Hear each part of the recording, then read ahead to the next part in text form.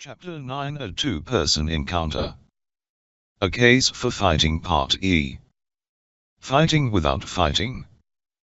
What is it about this statement, fighting without fighting, that makes people think there is more to fighting than bashing someone? We all know martial arts is about self-defense, better thought of as learning how to fight, which gives you the right to compete to enhance one's status. The question being asked, can fighting without fighting be real, when having to face street thugs or stand in a ring? Why is the martial focus more on fighting, and does this need more discussion? As a teacher of the arts for half a century, I have witnessed martial gladiators making their comeback. Fighting as it stands today has never been more fulfilling under the bright lights. Now, with cameras everywhere, the filming of fighting promotes an unlimited vision of fighting dominance. We are now able to see the blood, the trauma, and the result of people learning the fight arts. The cage has reinvigorated what gets trained, uniforming the best skills to grace these floors. The message being promoted is, who out there would be silly enough to try fighting without fighting? This has left masters of the past meditating, leaving the current crop of fighters happy to enter caged nirvana. Who in the world would dare consider an alternative to the fight meme?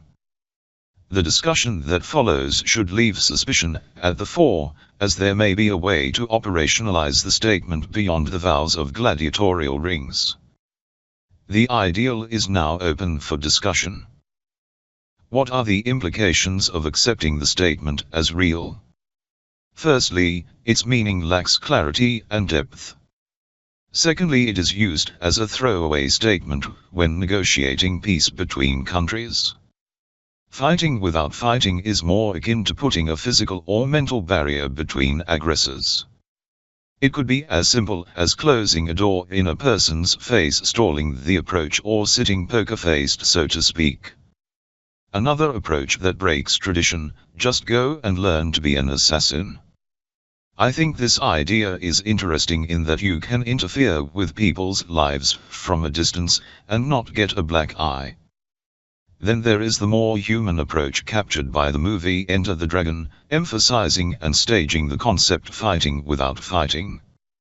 It left the audience laughing in comfort by witnessing the strategy successfully dismantle the painful challenger by reorganizing the situation.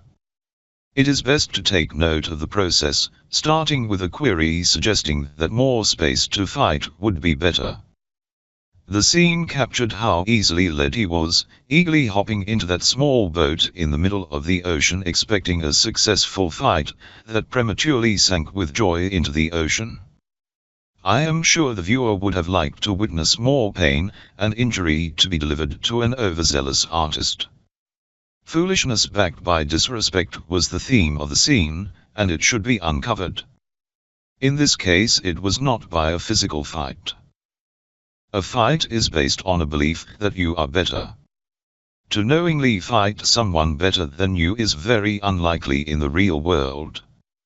Fighters fight fighters to advance their social ranking. So, what is the alternative to beating the crap out of each other?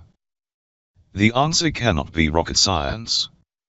You can always choose not to fight, as many do. The problem fighters face is they have been hoodwinked, taken on a ride to be the actor for entertainment to gain social credit.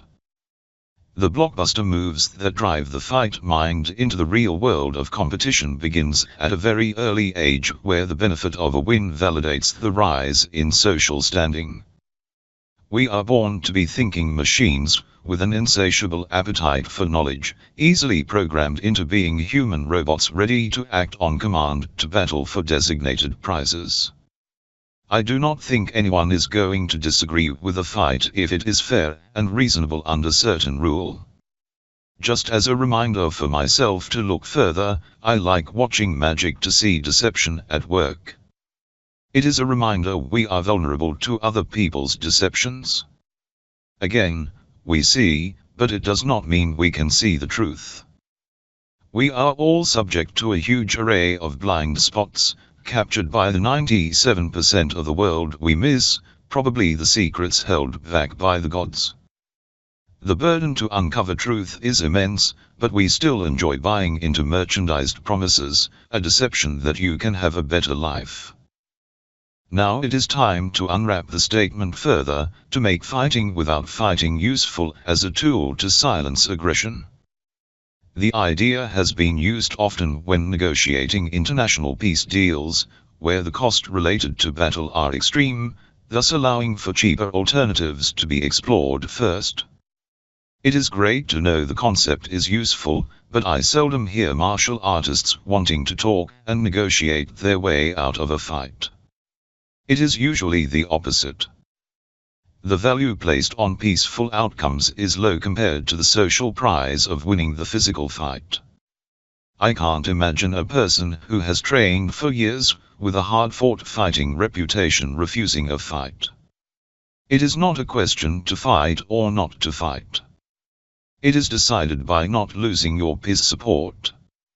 To be absent on the battlefield would be a self-betrayal, and a sin to boot.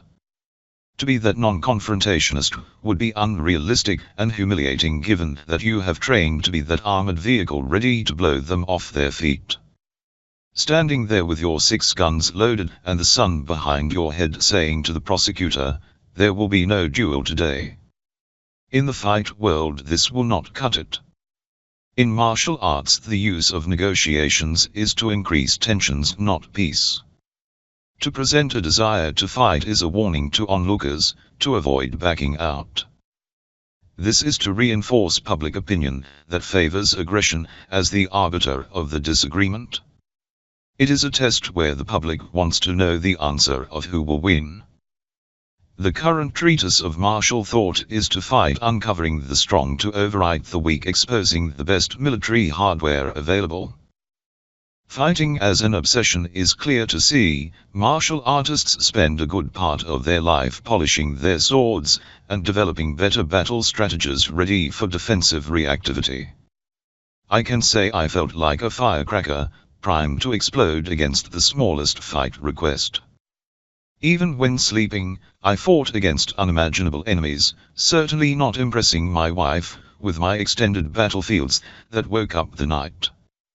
I would think this is faulty thinking, and people would probably agree with that insight. In truth, the world is beset by predators where the cruelest are those who teach us to fight. To cement the submission further, what martial advisor would not promote clashes as a good idea? To be accepted, everyone must talk the talk, and fight the fight. It is built into our martial mindset to accept the value of competitive membership of the current fight world. The promotion is socially motivated by peer pressure, foolishly accepted as gains no better than receiving breadcrumbs. Thus, you have chosen one's fight vulnerabilities, you are now motivated to leave your comfort on the floor.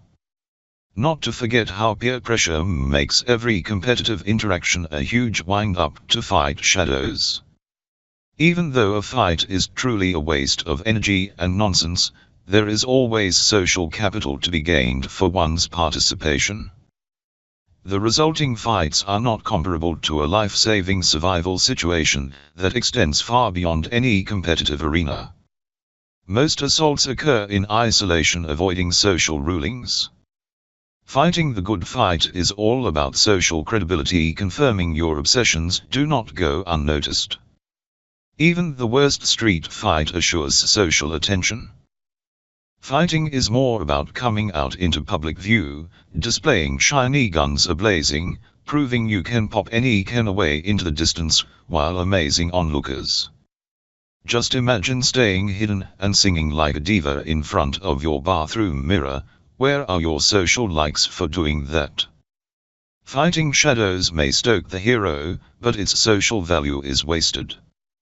A fight must hold hands with social opinion to be able to exist beyond the stories of what could be. Who out there is willing to lock their guns in storage, then request amnesty, avoiding the duel? Otherwise, you are the membered martial artist who rejoices in the fight craze by documenting your exploits. Could the pen be mightier than the sword if this is true? If you are new to martial arts, you are initially introduced to the concept of self-defense, offering relief from possible assaults, and maybe armed bandits. Whereas the conception of the fight are the defensive extensions represented by social competitive games. By joining martial training, you have agreed to compete and complete the fight games to their winning conclusions. By doing so, you will never accept violent attacks as a fight, asking where is the fairness in that. The idea of fighting without fighting suggests repackaging one's acceptance to fight for social breadcrumbs. Fighting requires a mental equivalence by all involved to trigger a fight. Whereas, hesitating and switching to persuasive discussions only delay the inevitable. I want to open the door on what it means to fight and how it is a social construct, programmed into our DNA from our first breath. It is saturated with social beliefs, enveloped by deep desires for dominance, and excessive needs for social capital. Even with $1 million as a prize, it is still a dumb fight, construed as something you think your peers want to see. It is what makes sports popular, driving crowds to cheer on masses mesmerized by the ideal there is power in choosing sides. I would suggest the crowd's reactions are poorly thought out from distant seating, resulting in a call out for more of the good oil. As a part of the collective, we are conditioned to be organized as social thinkers. Now being of one mind, it has become very easy to accept Thor's hammer as being ready to help artists to do their worst. As previously discussed, the person who decides to fight is you, not the opponent or anyone else who desires to do you harm. It starts with you, even if the attacker is about to hit you first. In truth, you were given time to decide to leave early and not to stand there defiantly consummating the exchange. Meaning you have decided to stand your ground and accept the marriage and draw blood as a signature of agreement. Without question, the aggressor now gets the answer required to fulfill the request. But wait, the request is thoughtless and meaningless. It does not exist until you react with a connection. The call to fight has nothing to do with that unidentified block of wood landing on the back of your head, signaling that unwelcome assault. The martial artist has developed a strong attachment to the acceptance of a fight request. The fight program asks you to stand your ground as the right thing to do, while never realizing who is the real stooge in the equation. On the continuum of stupidity, fighting veers to the high end without question. It is mind-boggling that this is the drive for belligerent martial artists. People are more likely to ask for a fight when attentions are trapped in supporting bipartisan sports. Observant crowds are all too easily drawn to aggression shaped by the presenting razzle and dazzle of the prizes to win. Self-defense understandings do not entertain the masses, plus it is not a fight. Learning to fight is not an insurance, it exists to connect people of a similar interest. It becomes a social burden requiring excellence based on the venue chosen and performance outcomes. I am not here to sing the tune of fighters entering the lion's den, guarded by a bunch of idiots overlording acceptable violence. The cage is a sporting venue for the people who want to mimic the best in their lounges and on the street. Being trapped in a cage with a chosen fighter under bright lights is the best of any martial marriage.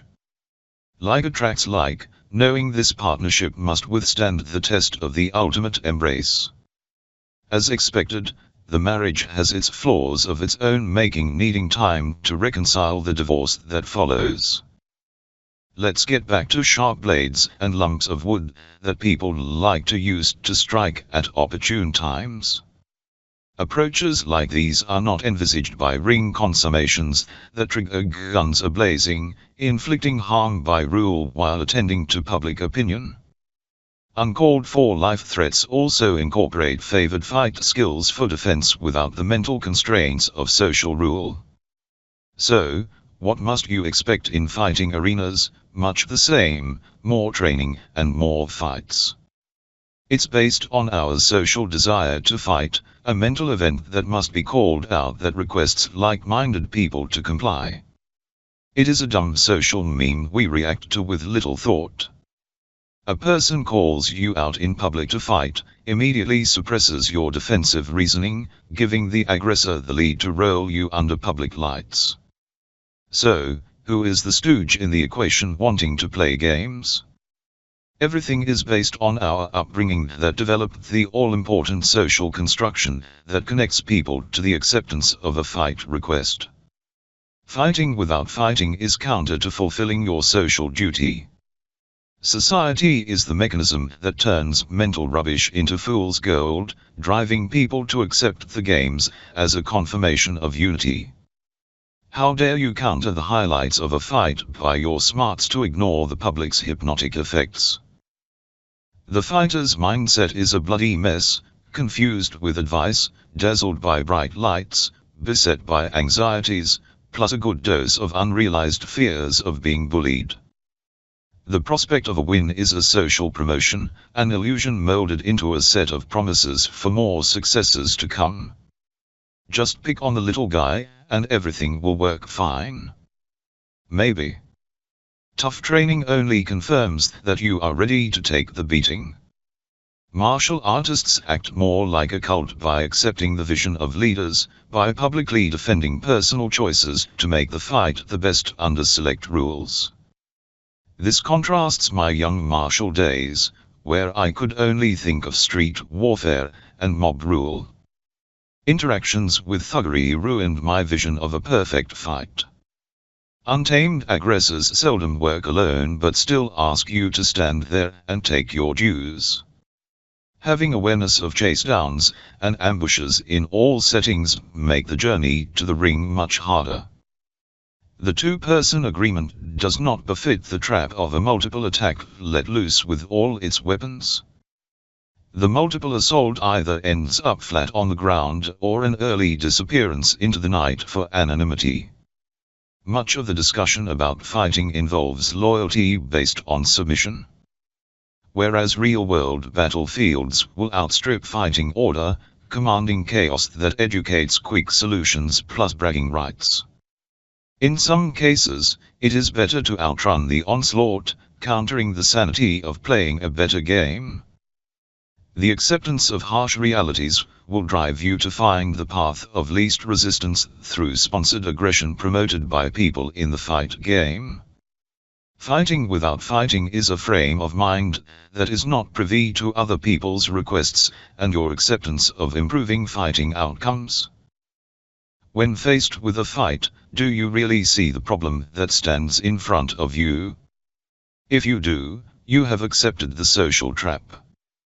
Somebody has requested your attention and alerted you to carry some select social monkey. Yes, it is the way we learn from others. In the case of fighting, beating up people for fun is not a problem as such, it is a sport. The issue is its competitiveness, the need to win in all situations for social capital. The game becomes a personal distortion involving lots of deceptions and manipulations, both yours and the aggressor's. Yet, the two-person battle is always going to be unsettling, reminding you only one person can win. Nobody is ready to put their guns into storage when there is social attention to be exploited. Essentially, a fight is an attention-grabbing device, a strategy promoting aggressive consumption. To live without fighting is like waiting for the sun to dehydrate your willpower, telling you to not wear aggression on your sleeves. The likelihood of an anti-aggression protest could never be an actual phenomenon. Who wants to be the traitor who dampens the fight request? There is no martial substitute that we can rejoice in our technical braggings that can be highlighted under the lights of a fighting ring. Excellence submits a person to a fight as a great solution to enhance the martial journey. Why ask for more? Fighting without fighting may sound like the million-dollar alternative, but the catch is you are satisfied with current offerings.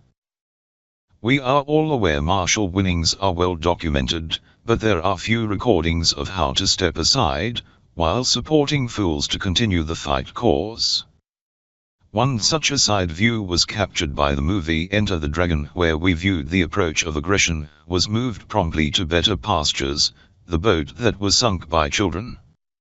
Even though this is hero stuff, the expected competitive win was suppressed to the satisfaction of the audience and heroine alike.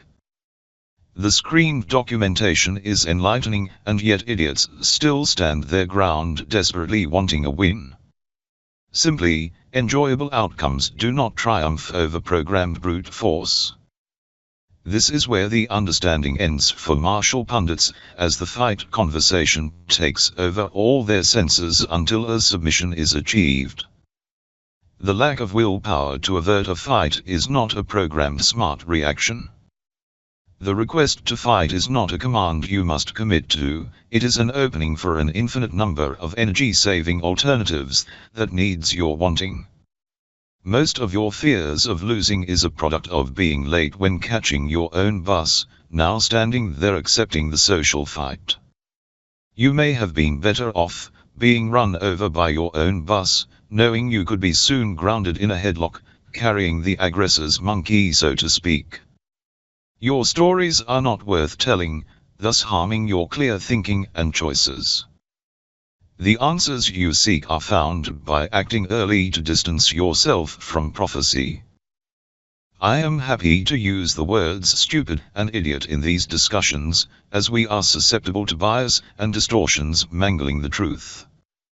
People are too accepting, always wanting to learn the best way, while limiting their scrutiny of what comes on the silver platter. Therefore, their martial quests for better are subject to miscalculations and bad choices. It is obvious that stupid does it over and over again. We are all stuck in peer cultural promises wanting us to return to what is. The martial mind exists as a product of social desires that are limited to impressions of what could be. This is why committees will stand firm on beliefs and vouch for no change in the light of contrasting evidence, followed by the request for experts to come to the round table, thus opening doors to imposters now able to step into the ring with their brand of pain. Knowing the empowered are capable of blocking people's perceptions to look around, thus closing the doors to alternatives. We all appreciate how good information shapes society's mojo to react to the predictable. Did you know the impossible social problem is a fight, but it will gain no traction in common media's marketing being cleverly disguised as achievable? This is no fault of any one person, but a collective agreement normalizing the stories, wrapping hope into tickets for the next fight. Well then, show me the fight. Show me the money where there is marketed confusion of self-defense with fighting. You may be wondering, is there a way to create a safe space or place that will shield you from social aggression? I will start with the idea that everything is possible. So, I created the tool called the Rings of Confidence. It is designed to curb one's social reactions, lending to emotional chaos when facing aggression. It is based on the premise that people need to feel useful by completing the social union on request. The approach starts earlier than the request to fight. Remembering a request needs your attention up front to facilitate a connection on command. When a stranger approaches you, the automatic social program triggers a connective look and judgment. The Rings of Confidence is designed to facilitate your safety by asking you to take the initial lead involving any social interaction. Which means you never sell your attention cheaply or carry another person's monkey. The challenger's aggression is usually based on commands to consummate a set of social rules asking you to stand at attention. Any of these approaches are imagined as the worst-case scenario if you comply. Your game is to never give up your own responsibilities, and not to blame the aggressor for your impositions. It is important to realize the playing field was always yours. You may see the approaching knife, but if you are feeling confident, you will never stand there waiting for choice to arrive. You know you are alive to act early, never to self-disappoint in your own choices. But when you stand there waiting for kickoff, this will spark a relentless array of expectations of a win. It's your early use of confidence that services your own thoughts beyond the prescribed fight, offering a new playing field that is much better and does not involve the immediate use of headlocks. The rings of confidence was developed as a mental tool that can look beyond the motivated shiny knife that seems to always be plunging into your chest. As concerning as this is, much of the fear is created by what-if questions. My use of this mental tool is to avert the intense focus on the fear response, by shifting one's mindset away from the expected pain. Never to forget that all our fear responses are internal perceptions, being those imaginations that highlight the attacker's control over you. Fears are just mental fabrications that seem out of your control. This means in martial arts every technique must be fear-proof and teacher-proof, always expressing best value to the students knowing it will control a fight. The teacher's goal is to highlight the magic by making sure it will all add up, giving defensive value for time spent. In truth, the techniques learned are a collection of maybes and untested possibilities. As students, they are obliged to graciously accept the offerings with thanks, but no thanks, knowing they are too busy considering the next proposal. Only to realize later that social aggression forces them to stand to attention, as they did in class, now subject to even more fears. Meaning the student will never realize one's confidence could rise dramatically by undressing the aggressor's vision of victory by proposing a better playing field early. Remembering martial arts is just merchandising technical discards for a price. Simply these purchases are just more shit to carry around and no way to realize how to control emotions. The idea behind rings of confidence is to open new doors to new playing fields, while lowering the value of the aggressors. The attraction to social fighting is a trap. It takes place when accepting the social query of who is better. It wastes time and does not really need your attention. It is a product of our competitive nature that gets massaged by our teachers to find the best students to promote. In the case of fighting, we allow our undervalued attention to be taken on a sucker's ride, unaware of winning fool's gold. This has resulted from carefully constructed social rules for fighting, driving our lust towards the public stage of interest. Who is taking advantage of whom? It is not rocket science to know that you are the social sucker, passively awaiting instructions to move from backstage to the bright lights. Leaving martial arts to be focused conversations based on social grabs, ending in caged warfare, while neglecting the full story. There is no room to move or think outside the box, while fight gurus manipulate people's programming, stoking the fireplace with fight commands. Self-preservation should never be a stranger. It requires an inner confidence that stops you submitting to self-harm, by always seeing a way out. Safety is always your first choice, but how do you not let it be taken away by some aggressor? I could start by asking you to simply close the door, and say no, and head back to your life. The issue being, if you open the door, it is done at your own peril by attending to the request in a passive way. Self-defense is about expanding your ideas in an active way by incorporating the worst-case scenario, which is death. While fighting failures are due to its competitive inequalities fought out on heightened levels of historical knowledge and the quest for realism in fighting rings. The differentials are a product of formulas that are designed to fast-track competitive people to fight more, while others experience destructive endings. Seldom instruction offers a way out of the trap of these competitive venues. It's time to show respect for the superior fighter or be called out as a traitor. Now, having been made to stand there waiting to play the game, the best is ready to throw you out of the ring back to the wolves. The ideal of bowing to the arts with respect is not about choice and freedom, it is about the competitive dogfight. It is misdirection at best, so why limit martial choices when the world is so vast? Everything martial arts is about improving one's bag of tricks, not about closing the door on aggression. As an aside, over the years I have seen little evidence that fighting skills can deal with multiple attackers, even for the highly skilled. This is where fighting without fighting comes to the fore as being an antisocial response, knowing how to disconnect early before mental and physical attachments can occur. The key piece of information missed by martial thought is, we are too eager to give our attention away to the perceived threat, and this is what aggressors need to grab onto to control the situation. Simply, the aggressor needs you to be front and center. To be antisocial means that you are busy doing your own thing, uninterested in the noise the aggressor is making.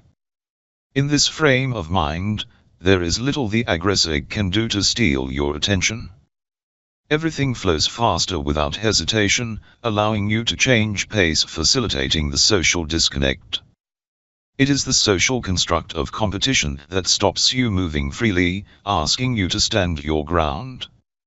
You might think you are doing the right thing as well as being a good social citizen. Your decision is self-serving, suggesting you are accepting of the fight union knowing the approach is aggressive. It is our need for other people's attention that serves up the fight, like it or not. It is this social quest that guides us like a heat-seeking missile to connect, firing us up to fight. Are you confused? I am sure you are. As a reminder, fighting requires a passive mindset, beset by rules and thinking before acting.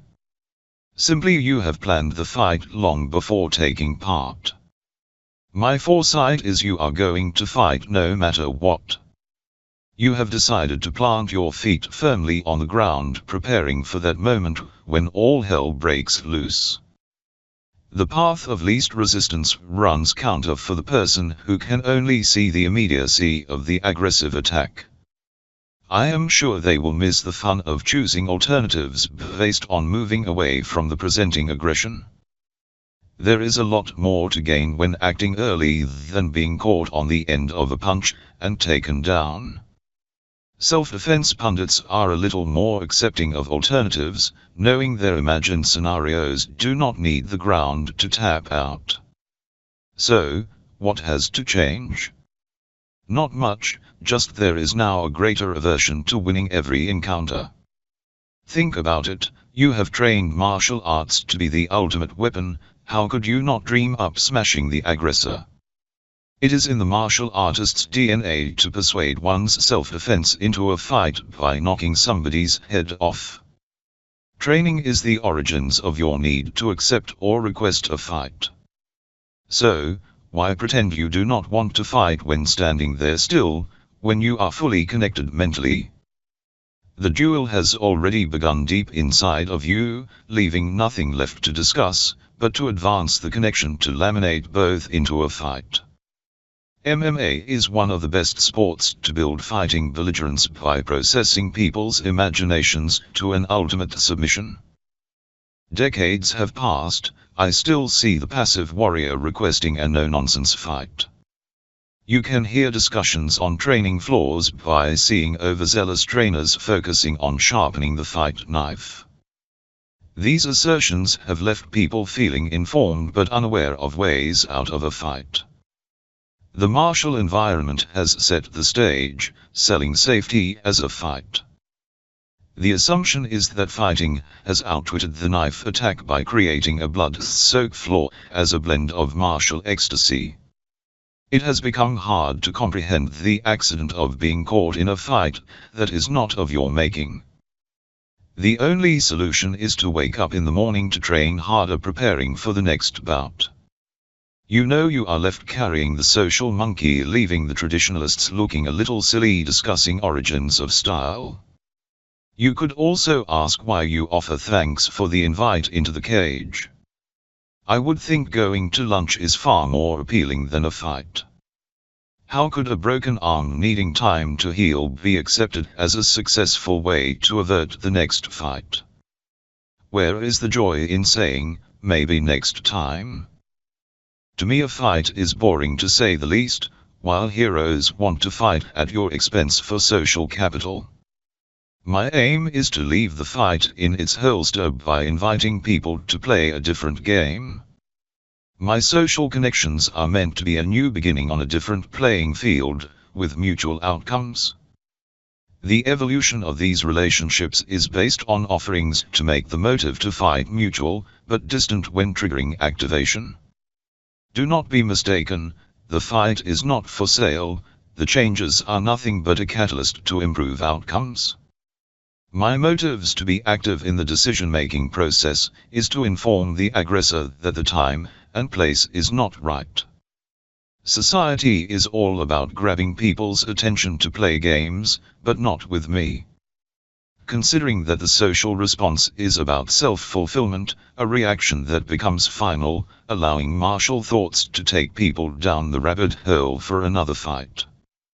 I cannot see why I should cave into the request. I would rather be at home watching a good comedy than entertaining others by participating in a competitive fight. We all like to set achievable goals, as a standby to ready yourself for that fight.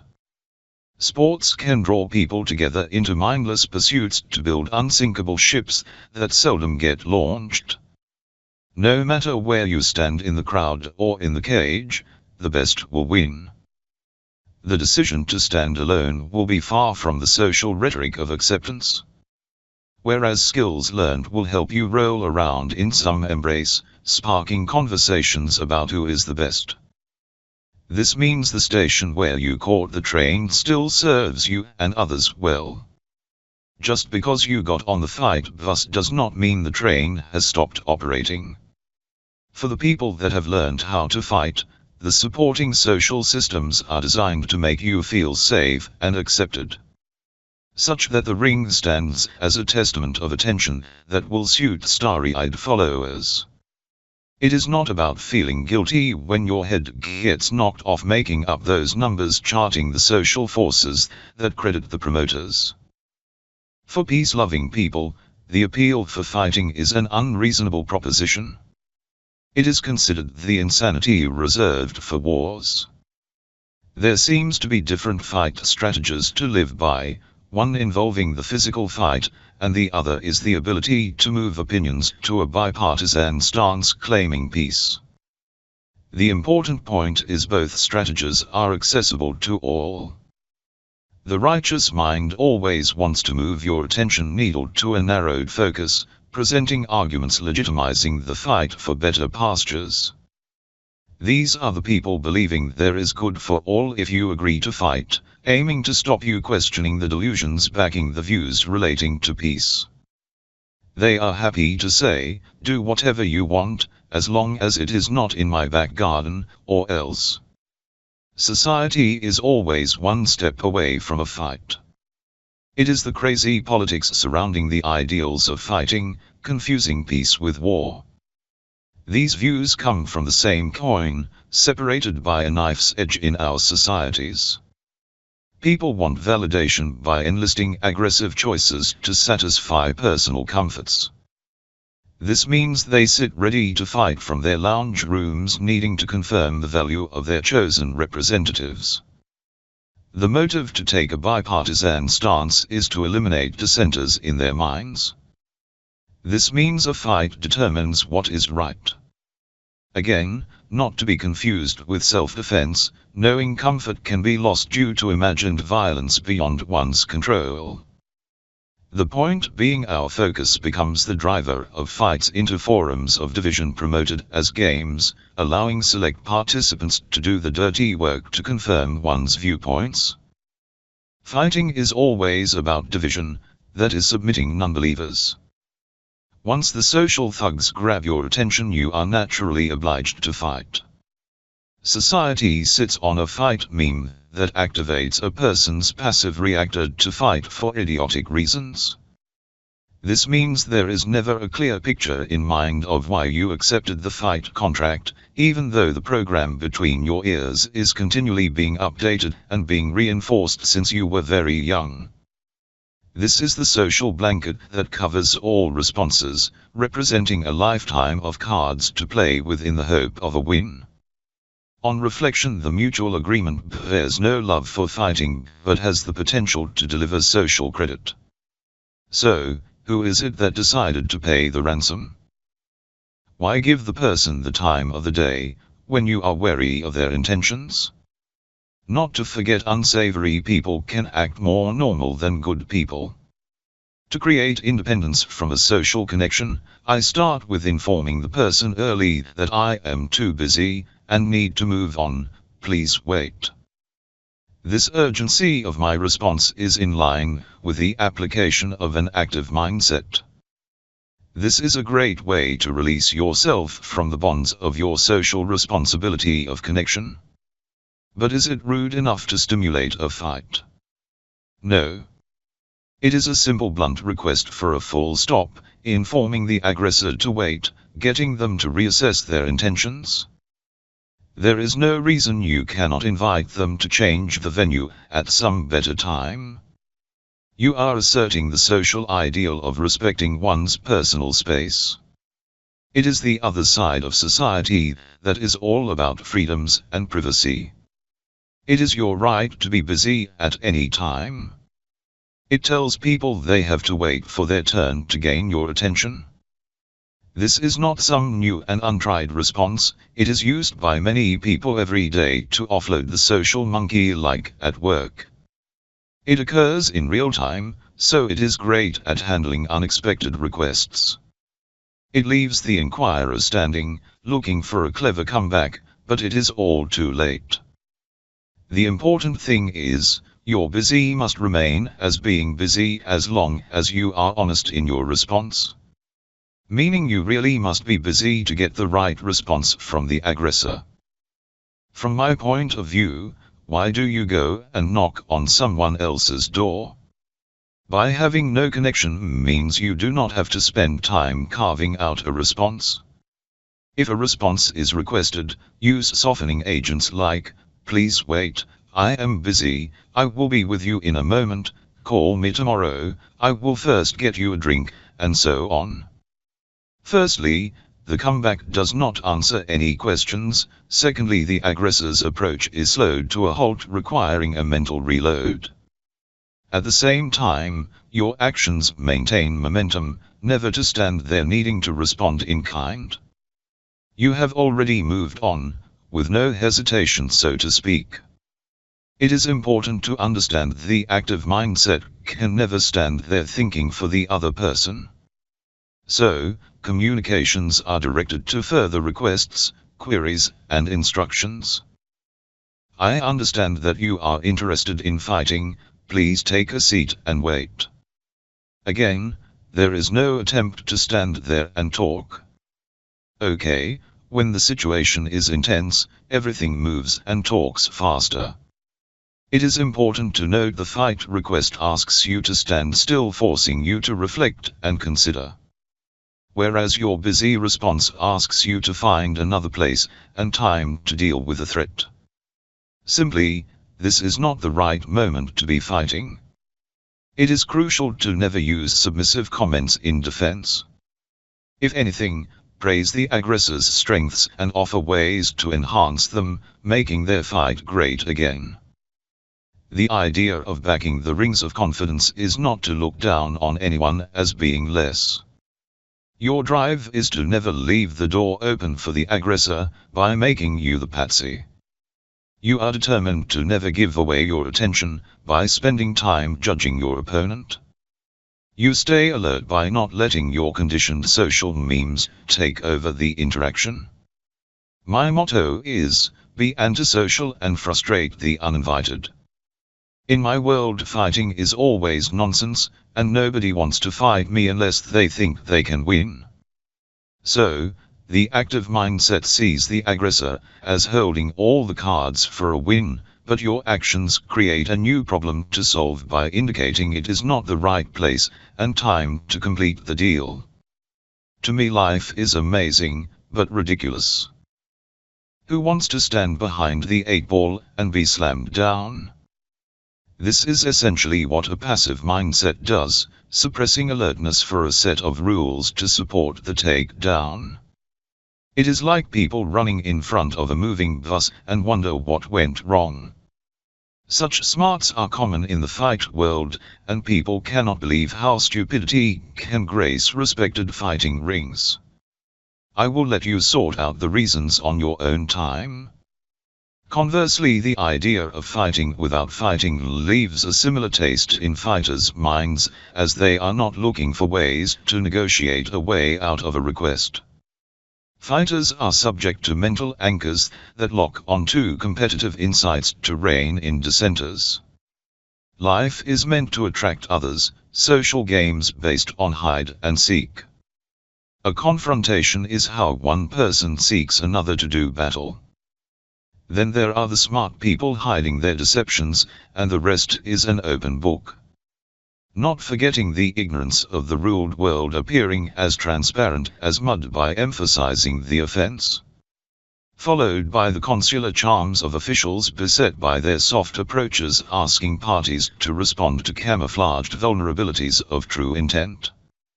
By staging role plays of battles, we begin to understand how destructive and costly they are. The first choice is to play these games on different fields away from the enforcement of physical aggression catering for cultural differences. Knowing that intended sabotage is nonsense over real substance. Therefore, the so-called real fight is contaminated with misdirections that plagues people's weakened insights aligned with their self-destruction. Please do not rock the boat to expose the fragile truce before the next battle.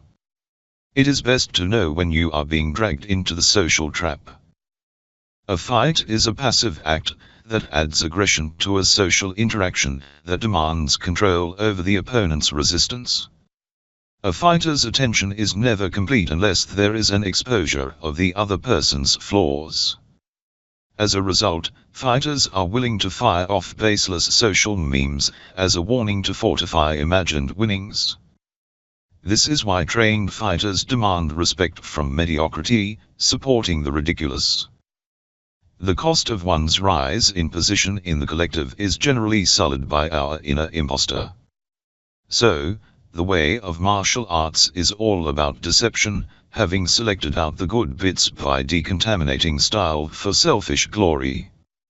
Only when a person arrives at the front door, then the dogs begin to bark, warning you that the mighty are standing out there in force. Could it be that martial politics is now offering you a short way to moral collapse? Conformity confronts social abuse by having been checkmated by the prospective fight. So, what does this social blindness do? Fight the good fight. Social beliefs are supposed to be an open book, but they help us extend our use of deceptions to target a person's emotions. This means the security offered by our social programming has been corrupted, setting off an emotional avalanche, increasing defensive behaviors. When communications are challenged, it becomes a social betrayal relating to fairness when playing games. It is akin to watching human robots go offline, crashing into everything. In truth, we are all meant to move the same way, acting passively by giving consent to support the connection. We are expected to share similar beliefs and values, confirming like attract like. As social beings, we are to fulfill our roles on request, relying on internal instructions to satisfy our need to self-actualize. Now it is time to ask yourself, who is pulling your strings to collect unwanted stuff? Is the merchandise purchased fit for purpose, when you need to avoid life's sufferings? Was it you who decided to fight, justifying your aggressive stance as defense against the social snake pit? Were the truths just a delusion derived from socially organized spells delivered by unscrupulous people ready to monetize my innocence? Just before mastering your next grand entrance on the fight stage, take a moment to look around the venue and see how the bright lights are carefully crafted to control the audience's attention. The staged events act like a magic prop to focus the people's aggression to the end of your fist, helping the fight to tap out. As my interest waned, I decided to go to the toilet, triggering the decision to go home, freeing myself from the expected social responsibilities to support the games. For the time I spent in the audience, it felt like I was being wound up needing to load my 6 guns for an imagined battle, only to realize toilet paper can also be used to wrap up weapons for storage. Yes, I get it, all games played are deeply satisfying as long as you do not get sucker punched. Staying in control of the social self is truly an art, never to project personal weaknesses to deceive the fighter in you. It is not about emptying the mind from unwanted anxieties and fears, but to process other people's jewels into one's mental perfection. It's no wonder we plan to destroy other people's joy by setting up targeted souls to be cut down to size. Making the request to fight is an illusion created by social programming that aims to stop you thinking for yourself.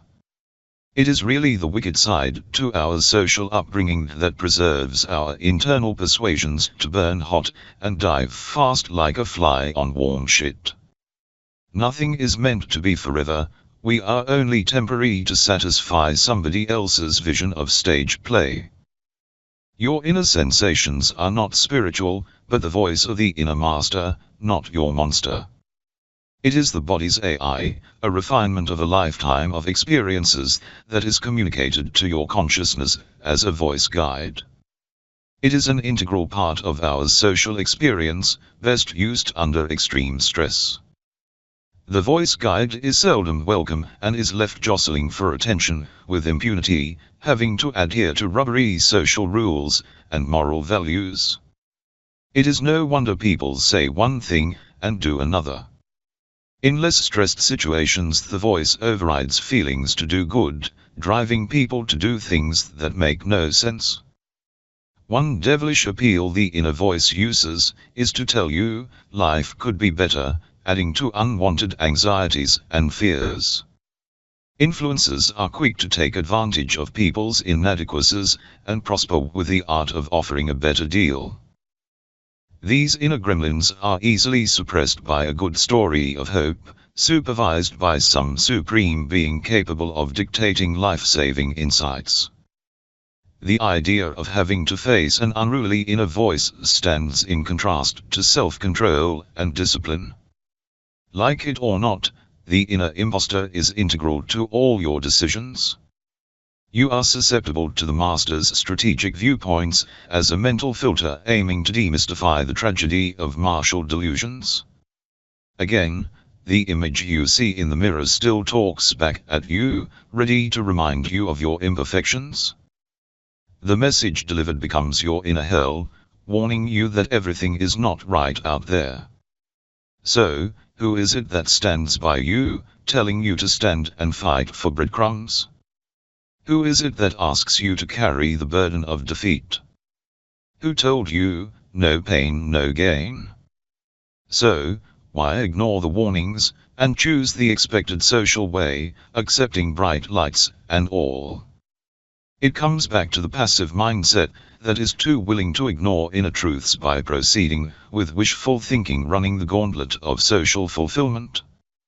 To withdraw from that fight is not allowed by rule, breaking the mind-body harmony founded in the promised land. I cannot see how this can be of your own making. The consultations you used to enact your visions is far from gracious inputs from mentors, offering rewards without prizing your health.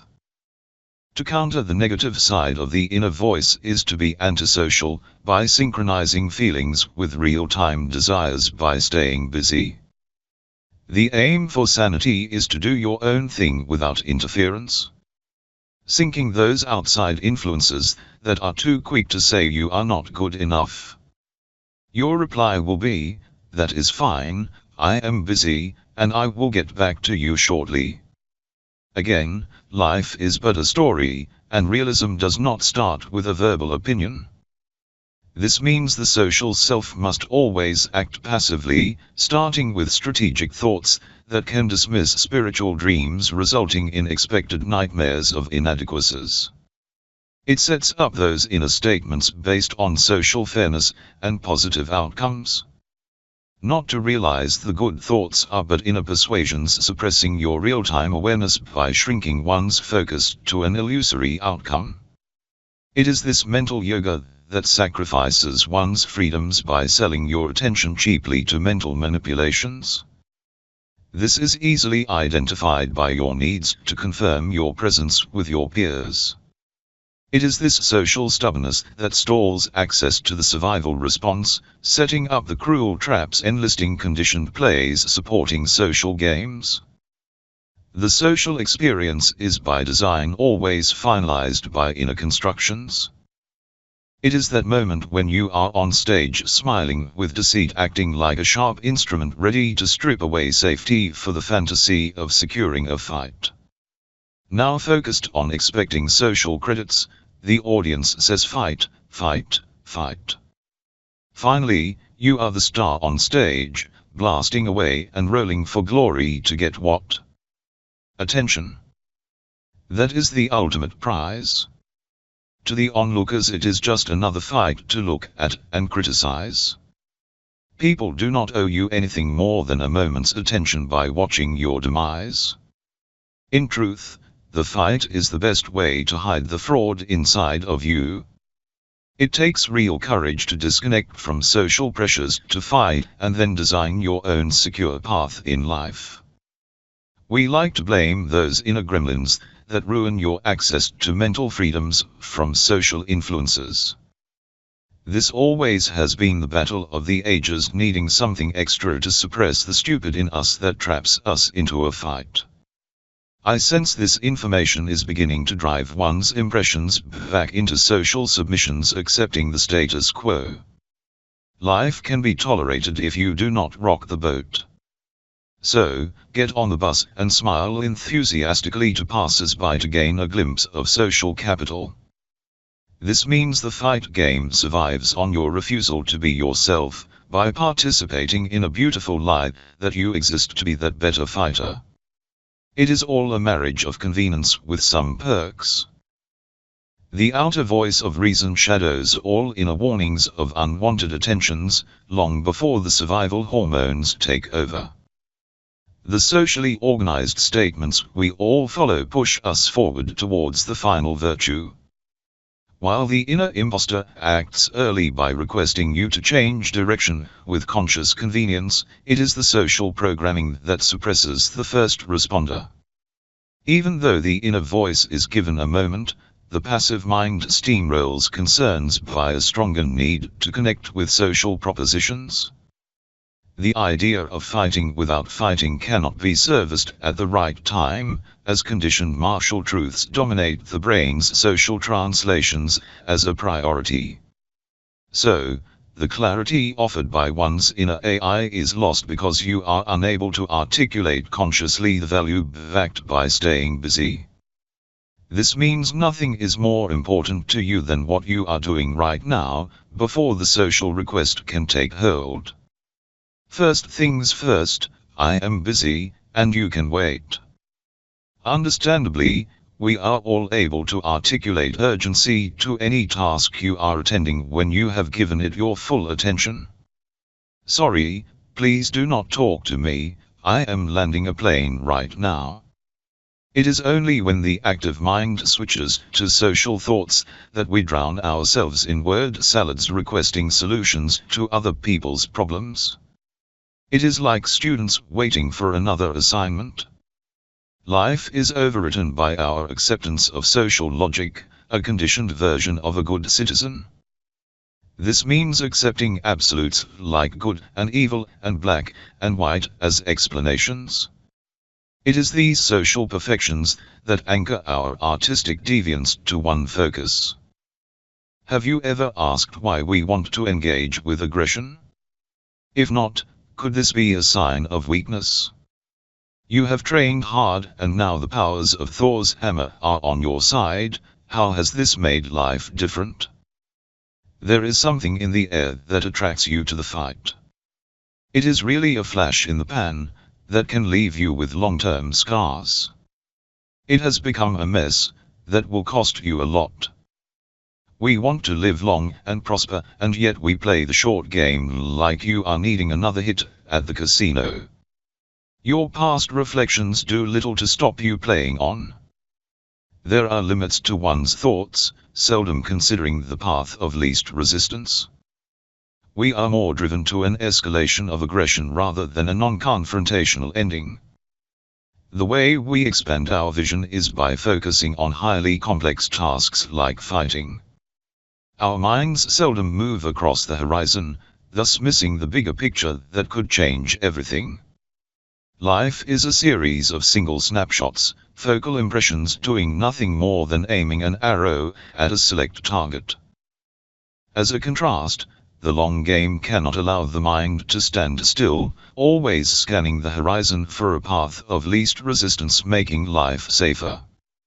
It is like planning home security, allowing the mind to move all around the house looking for weaknesses to plug. The long game needs to see a moving image in its 3D environment in real time. Always recognizing there is another way to skin the cat.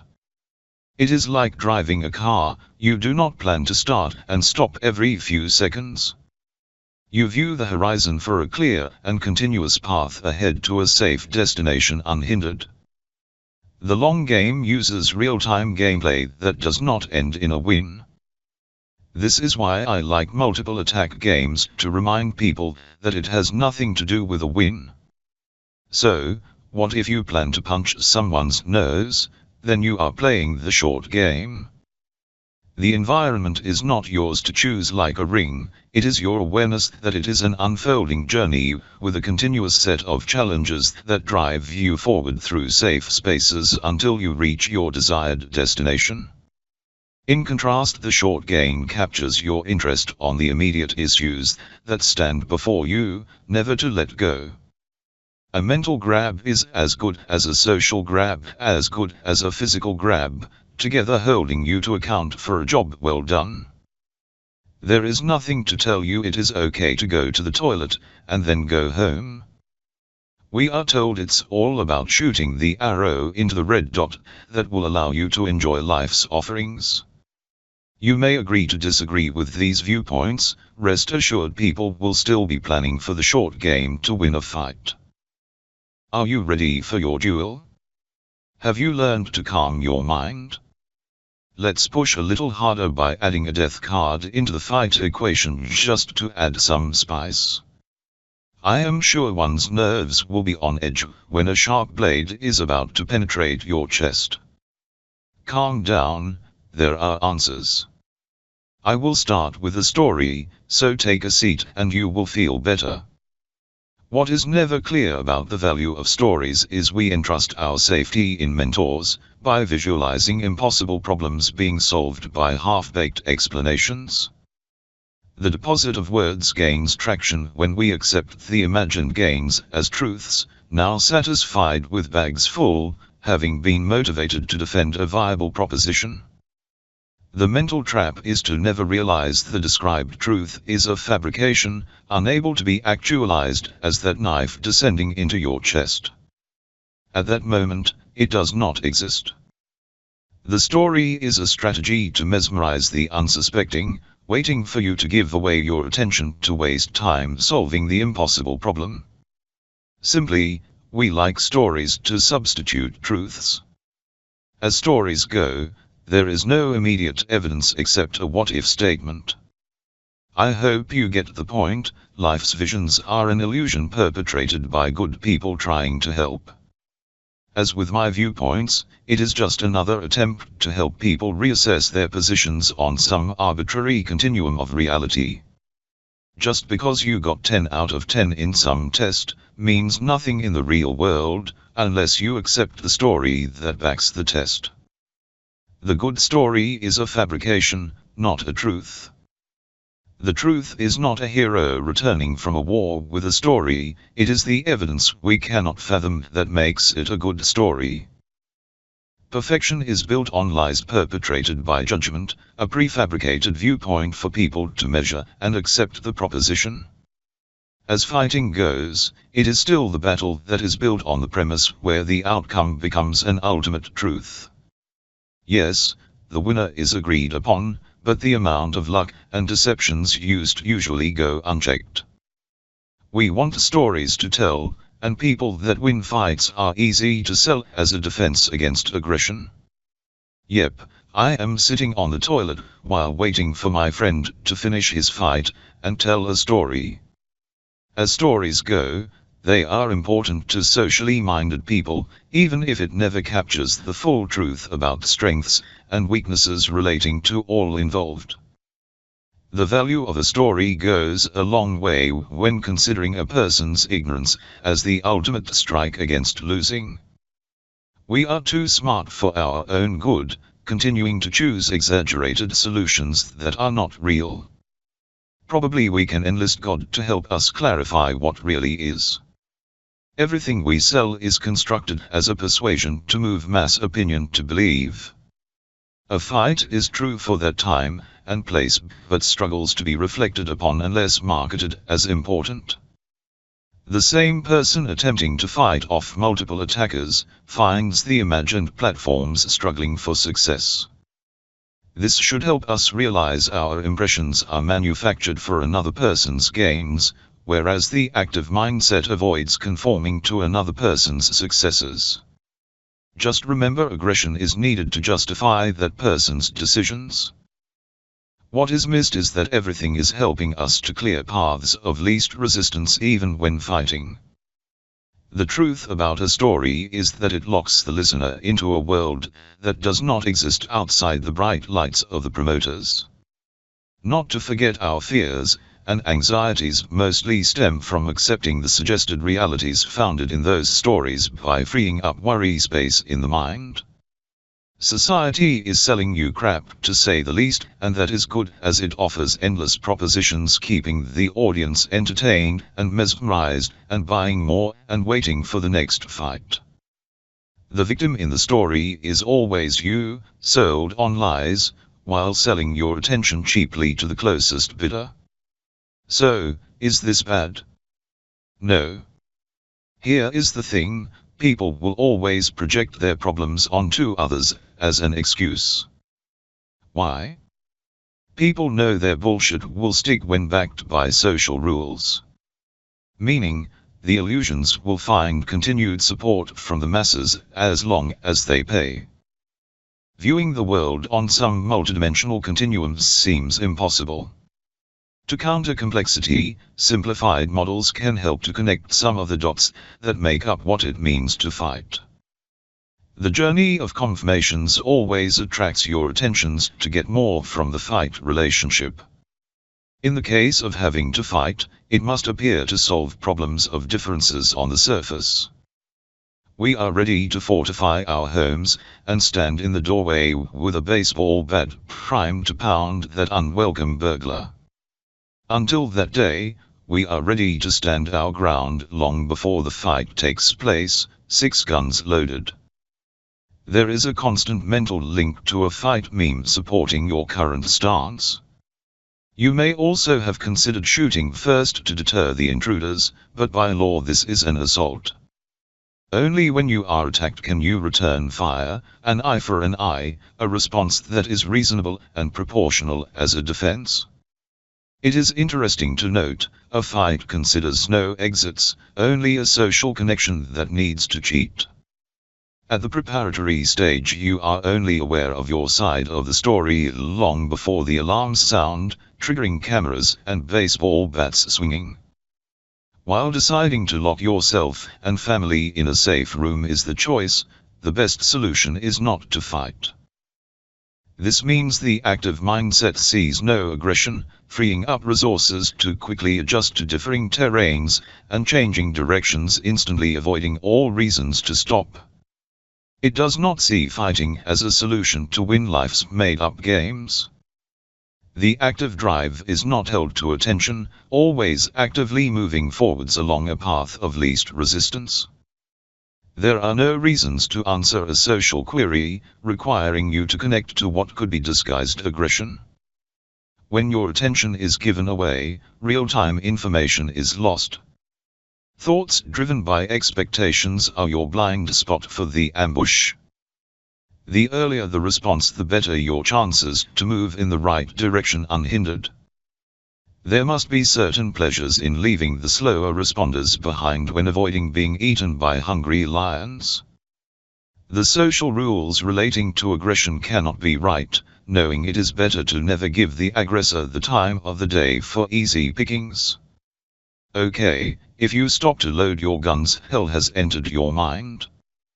This is why I say, the social meme driving fighting is a product of your thinking, not the opponent's. Yes, those amazing gladiators are capable to sport the best tech for all to see, but your love of life is more important in times of need. The passive skill set is never good enough to win all situations, but it is always good at increasing the martial burden. Society is great at offering you select solutions to problems graced by a wealth of testimonials. Your attention is the prize, diverted by social influences by directing emotions into competitive failures. As a reminder, life and death are opposite sides of the same coin, separated by just a moment. Social thinking is a passive act, so it stretches and distorts time, allowing you to imagine your impending doom. Whereas a real-time life threat leaves no time to waste or offer a second chance. Now, compare this to the bright lights of a social fight. You do not have to worry about being late for the train, as you are the center of attention when asked to fight. It is you who ask to stand on stage, allowing the onlookers time to view your expected glory.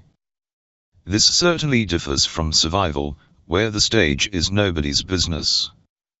This is why you say, "I'm sorry, I need to go to the toilet now." The comment is of no immediate interest to people. The social response always suppresses urgency, leaving survival wanting. But it is easy to activate the survival response by removing your presence long before kickoff. This means, learn to be comfortable by being antisocial.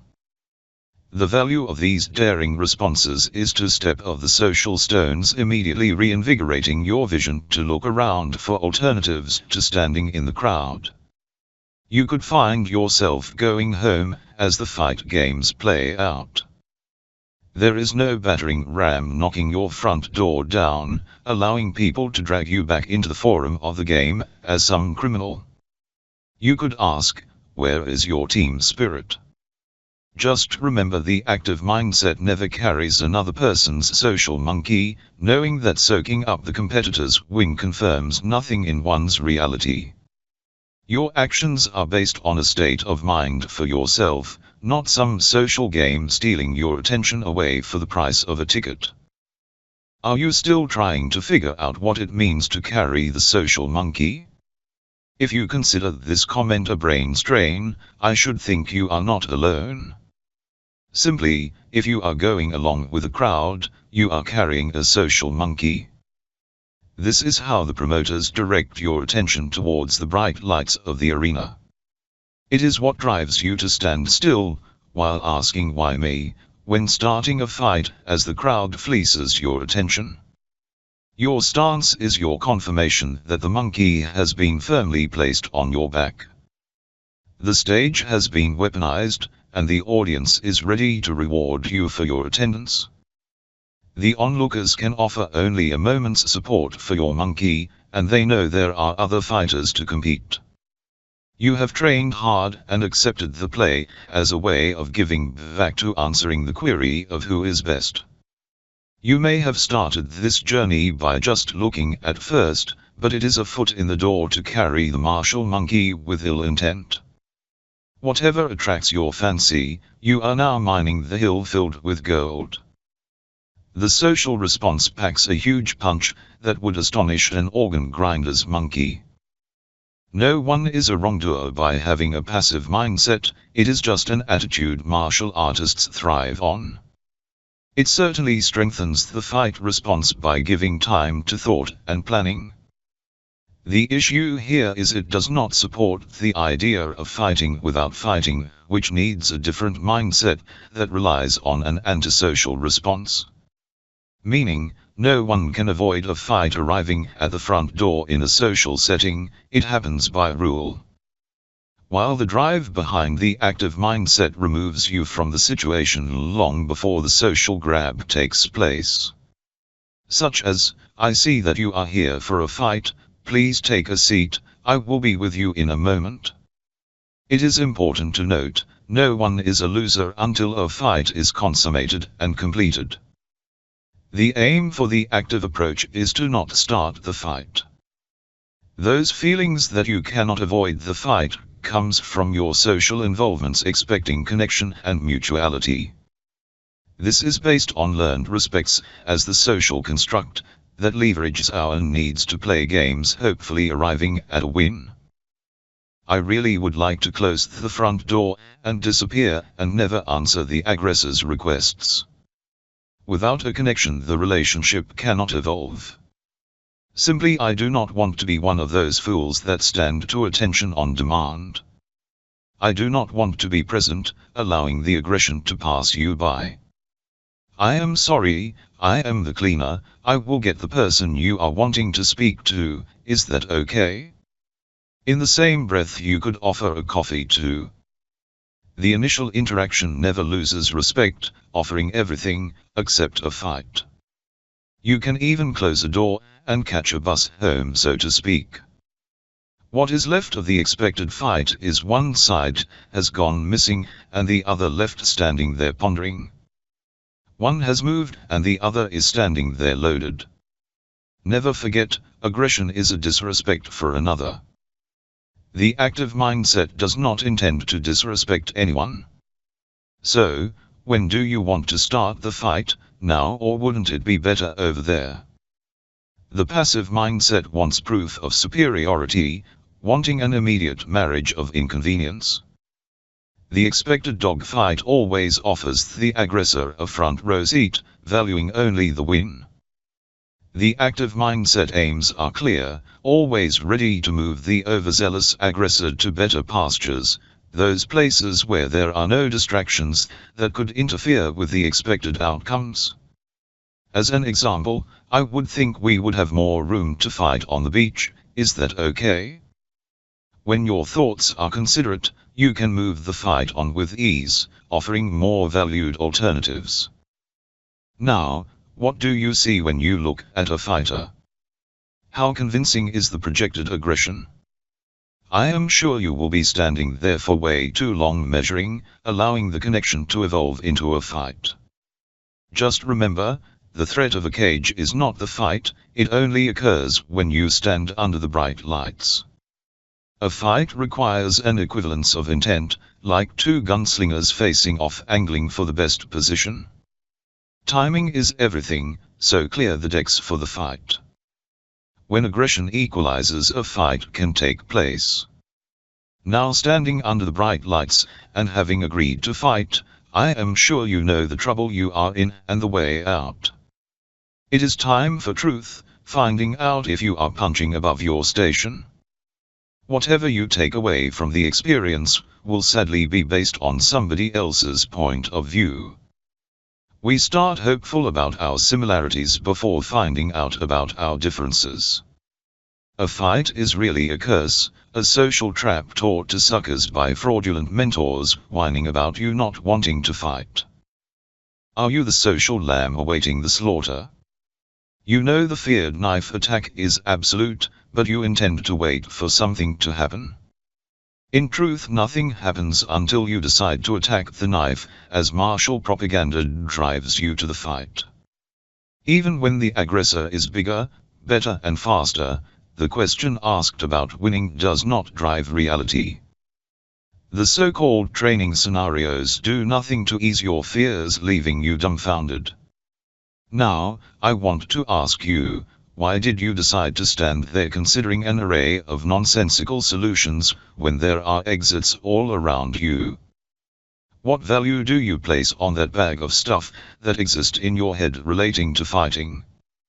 I wonder if it is cluttering up your clear and immediate thoughts.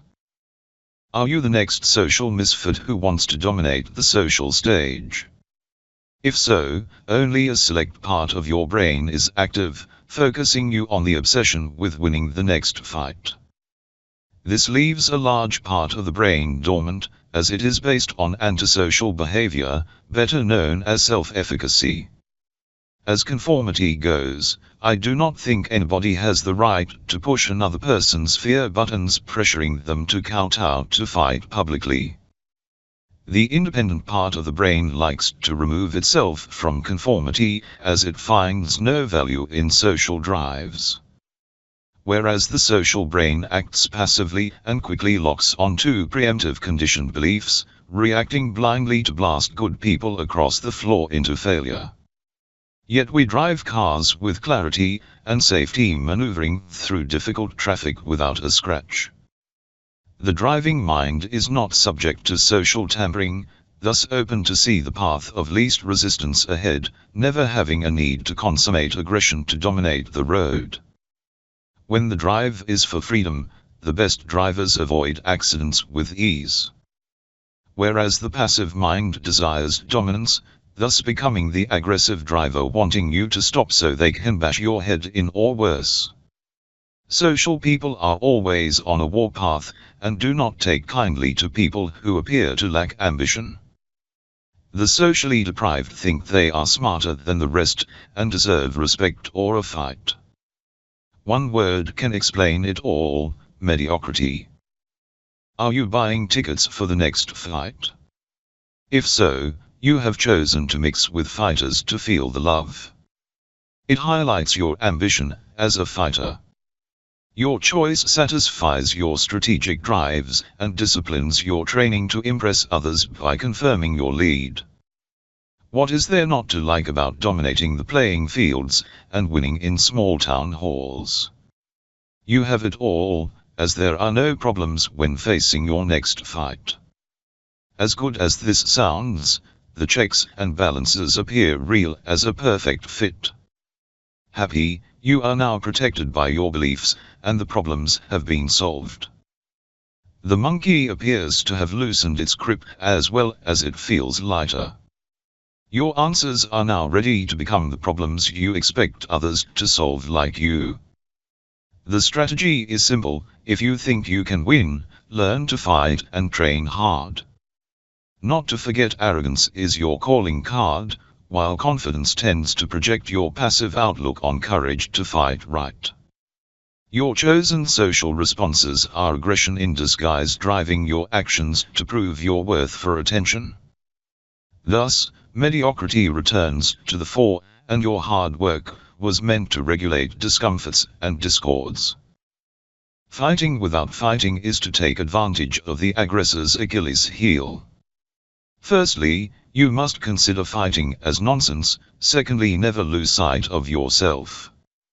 It is like telling a story suggesting fighting is not welcome here, but it is fine if you decide to wait. Fighting must be considered as a social fabrication that should not be reinforced. Aggression is a social script organized by conforming pressures to dominate good people's minds. I could ask, have you been the victim of social aggression? If so, the guilt trap has worked well to drag you into the mental mud connected to a fight. Once the emotional grab has been successful, you have lost your freedom. This is how the social meme focuses you on reciprocal defensive behaviors that close the deal. It is due to our learned passive responses etched into our social need for attention. This is why I know you cannot avoid the shiny knife that is about to do you in, easily seen by your hesitation that belies your true intent. The answers you would like now are situated in some other room, another place and time. You have already mentally considered exits, only to treat them as taboos to suppress the urgency to find safety. You just cannot stop scratching your social butt in anticipation of a belated success. This is why I designed the corner trap game to stop social people wasting time and leaving their safety to the social monkey. Yet for participants, they would stand there drawing their guns believing their belated defensive strategies will succeed. The message here is, the social mind is ambushed long before the battle takes place. I always assume martial people are ready and loaded, as good as a general, with all the best supports to succeed when facing battle. In addition, there is the overt confidence, the delusions that link the person back to their source expecting a win. Humans for millennia have repeatedly overestimated their potential by believing in their preparations. I know people tend to hesitate for too long trying to imagine the win. You could ask, how should we think then, knowing our thoughts are shuffling through too much martial stuff looking for tricks and advantages before the fight? These tricks are sold like fish at a market that runs all year round. We know it is easier to buy fish than learn to fish. The issue being highlighted is, if you buy the fish, you will be eating fish. When you buy fighting techniques, you will be fighting like everybody else. Try flipping the idea, stop buying the fish and stop buying fighting tech. Your collection of fighting tools would make headlines if it was newsworthy. These issues stem from a deep-seated anger based on jealousy that other people have more. This can trigger the worst of our social responses by blasting people across the floor on ready-made battlefields. It's got to be questionable to buy into the lies to top up the end game by offloading your burdens through the mechanism of a fight. If you think you have enough, why even ask for a fight? I am sure you are ready to respond with a challenge. The fight relationship is conceived somewhat like a marriage based on righting your partner's wrongs. Instead, the response goes wrong only to be mangled into fighter's heaven. This is why it is so easy to challenge a new player to a dogfight, indicating there is always more to gain. This is when the rings of confidence can draw new lines in the sand to repackage the request to fight, improving the challenger's impressions of a win in another place and time. Now, the kickoff is expected to occur later. The changes work because we are conditioned to improve outcomes, remembering people will continue to argue for their current stance when there is nothing advantageous to gain. The difficulty to overcome is to understand that people are used to eating one type of fish, so how can you make potatoes appetizing? Simply outlay a very attractive trail of alternatives that are your honest attempt at offering a better deal for the aggressor. We all love the surprise of Christmas presents, so to speak. Any pretense that stifles freedoms will attract the wrath of the aggressor, driving the fight to proceed even faster. At first sight, the drawings on toilet walls are meaningless humor, but act as a social reward for pausing for a moment's relief. They do not act as a set of prescriptive solutions to master, so they do not burden you with any imperfections. Rather, they offer an infinite number of possibilities only you can enjoy. When you are left to your own means, there are an infinite number of playing fields that can offer great things to people. This can be your inspiration to propose your differential, those newly minted proposals capable of accessing people's active mindsets, driving them into real time, thus offloading their burdens of social aggression. Now, having faced the unwelcome smile, becomes your asset to maneuver aggression towards a new destination. There will be no access to social programming, as your thoughts are free-flowing, masking all attempts to grab your attention with an inquiry. You reward society's aggressive smile with a better smile and a better bus to travel on. I have no interest in 5-star testimonials with words that encourage you to buy more crap that is bound for disappointment. Only offer what is achievable in the moment, that benefits the smile, not the fight. I know you want the best, just wait here for the pitch. Self-sacrifice does not equal worthiness.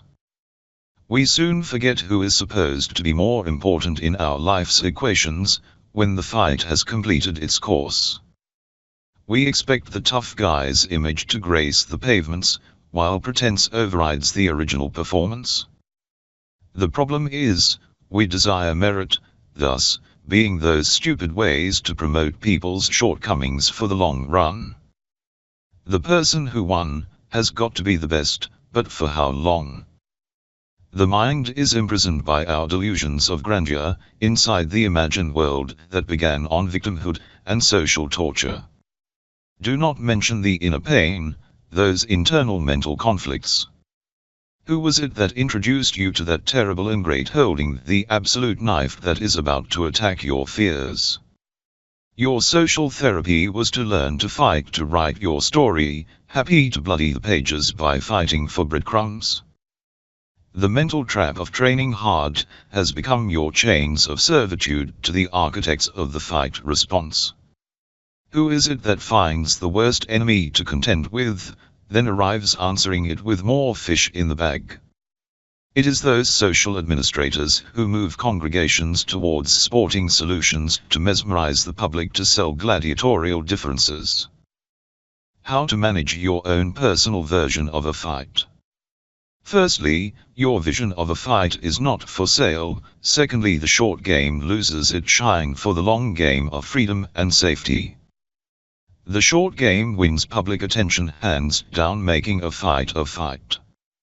Now with the internet, a fight can be etched into screens forever, ensuring you have a way of reporting one's gains. The long game is seldom promoted, as it does not care for attention or wins, aiming to complete a series of safety checks across various playing fields. This can be understood by considering a skier, a runner, a surfer, each challenging a sense of freedom and the next adventure. This is no less advantageous to personal growth found in social sports, but it comes with a lot less baggage. Skills are to be perfected in real time, with a careful study of self to help match the adventure to its conclusion. In the long game, one's focus always looks ahead at the big picture, not on some red dot in the distance. To stay on the ground holding a person is not the long game, it is more to do with starting anew in another place, and time, and so on. The long game is matchless, best captured by facing off with multiple attackers. Soon the target will find out they cannot control any one person. It is not hard to spot a social mind, it is the person standing there waiting for action. They are like a student standing up in class requesting solutions to any impasse. It is the person who wants to know who will lead the solution to an immediate conclusion for self-gain. This is not the same person who actively draws people together and offers a process to move the situation away from aggression to better pastures. A place where a new gameplay can be decided together. There will be no preemptive strikes or the use of circus tricks, it is based on choosing another path. The result is, no one is striking anyone yet, until the ground rules and house cleaning are improved. Remembering, winning the social game becomes a screamer, and ends bloody. Meaning, the more you know about fighting, the more you can imagine its wickedness. Then, why even look in the mirror for better solutions, when all you want to do is step in a ring? It is the passive mindset that wants to remove the guilt of being second best. Beliefs are good, but you are the sucker of your own demise. Without question, the social person is motivated to tell the best story. Welcome to the world of martial techniques, a library based on stories wrapped in gold paper. They are the much-loved fabrications that leave people ignorant and wanting to enter real battlefields that need completion. Why? To prove who is best. There is no surprise why people want to fight, they want to know their fight rank. It takes guts to enter the cage to experience the bright lights. Knowing competitions are like human harvesters eating people to find winners. Who is it out there telling the masses of select fighters producing wonder to reign supreme? This has left the crazy-wielding knife attacker to one's defensive imaginations, and not the immediate problems to solve for the next fight. It is the request to fight that becomes one's mental distortions, unable to access what is real. Lucky for the world of martial arts, that offers legitimate violence rivaling the greatest victories in history. People will stand there nodding, ready with their defensive suggestions, unknowingly quoting their next fight. Again, mediocrity raises its ugly head, allowing malignant psychopaths, sociopaths, and narcissists to play aggressive social games by making fighting cool again. Whereas, the active mindset will shut the door on the martial drive in an instant, never to answer the fight inquiry with aggression. It is like you can project a neutral stance, expressing the value of fighting without fighting. You do not allow emotions and the ego to flood the brain with past fight stories spiriting courage to surface to assert future conversations. Any immediate thoughts about fighting are considered baseless and sit idle, in the words of a request. For a fighter, it must be crap when the fight cannot be self-fulfilling. Any delays allow time to expose one's social imposter. As a counter-response, anxiety is all too willing to cut an immediate deal to improve outcomes. But this is not supported by your active inputs before the dogfight by projecting there is no need for urgency. There are only your concerns for having better outcomes for the fight. We are too aware that a knife speaks volumes to what can happen in the moment, leaving social predictions dead in the water, and anxiety up. The social mind needs to find a way to impress now, leaving the aggressor fully engrossed in drawing success out of indecision. Nothing curtails this social charade, as it relies on makeshift conclusions. Its aim is to perfect systematic approaches to avert frustrations for well-meaning participants. The hardened social trap assists passive responders to enact the fight on demand. It is the ease of social engagement that supports the crowd cheering. The visual feast organized needs a language that stands for striking competitors down for good. It is just a moment in a person's distraction that requires your attention to justify the request. The only thing I saw in my cup of coffee was my discernment unable to be polished by a fight. It is okay. I expect nothing to change. Socially organized people are bound to request competition. The value of the active mindset is not a rejection of what is, it lives to deliver an inner confidence and a joy for all involved. The activated person has no need to give attention away to another person's requests and do what is right. This means there will be no desire to view or participate in a fight. Not now, not ever, if possible. This happens because there is no need for fool's gold to support the inner imposter. The fight myth is perpetuated to exist in people's imaginations where thought is exchanged for another person's cooperation to enter battle for self-gain. In a blink of an eye, the shiny knife can release the target from a social contract. No such outcome occurs after a fight. The social contract is reinforced as guns are reholstered. The active mindset aims to draw the person away from aggression by moving anger forward to reconsider. Do not miss the obvious, it is you who decides the outcome, not the aggressor. The time spent posturing is great, it means more time to repackage the event into something better. In truth, the picture we like to start with does not exist, it is your burden, so do not waste energy trying to make it real.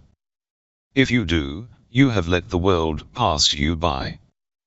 Seeking pleasure blinds us mentally, stopping thought to seek alternative paths to comfort. Dominance is a style that never gives the pleasure of feeling in control. A person that can laugh moves everywhere out of sync with social rules, surrounded by what must be frustrating. Opportunity appears by accidental construction, when passive thoughts are averted. Only martial pundits are beset with their techniques of excellence preordained for expected executions. Maybe the practitioner really needs to be drunk to experience a truly active mindset struggling to focus on one outcome. It is only when one is righteous, then a fight can exist. A fight only recognizes like-minded people. Next time you drive your car, ask yourself, who do you rely on the most? Now, compare this to the warrior in you, you will notice driving takes a backseat compared to a fight. Your impressions of what makes a good driver is kept to yourself, aiming to keep the mind tidy and competent. To ask a fighter, who is best, is like lighting a firecracker, waiting for the percussion. The fighter's obsession is palpable, far from the desired worry-free world, filled with disruptions that cannot avoid the social crap. You expect to be caught out in the open waiting for the next bell to ring, leaving you salivating for the next fight. Is it you who wants to be number one, forever riddled with social burdens of obscured truths? There seems to be no motivation to change one's mindset to consider fighting without fighting. Who was it that grabbed your attention to fight? Did you see those guns strapped to the legs loaded ready for conflict? If you are the one who enjoys martial exchanges, then you will be the one who chooses to fight. Remember, the request to fight is not a law, it is a real-time moment offering you opportunities to better the relationship with a new strategy. The aim is to never give up your confidence by valuing yourself first. This means, your attention is not for sale. It is only when militarization and weaponization are central to thought do we hesitate to angle the connection into a fight. Realizing it is not some divine figure that stands superior before you that makes you accept the fight. It is your mindset that chooses not to relinquish the social fighter in you, now failing to consider the value of fighting without fighting. The alternative choices are many and fluid, just choose a situation that is devoid of fighting, that suits the aggressor's expectations. If this is done well, your social guilt will be lost by your ability to remain busy for yourself. Anxiety is also at a loss, as there is no time wasted posturing in support of the aggressor's fight request. Nothing seems to be a problem that would normally take your attention, as it is a matter of building respect for all. It is only when the pieces fall in place can you fight without fighting, knowing your responses are solely yours, leaving the aggressor waiting. Until you can change to an active mindset, the request to fight will stay the same. The prize is safety, always a place and time of your choosing, everybody else must wait. Sorry. I'm busy at this moment, please wait. Thanks for listening to part 4e, this is a very long chapter, topics still to cover are, who is it that must fight? Yes, please wait.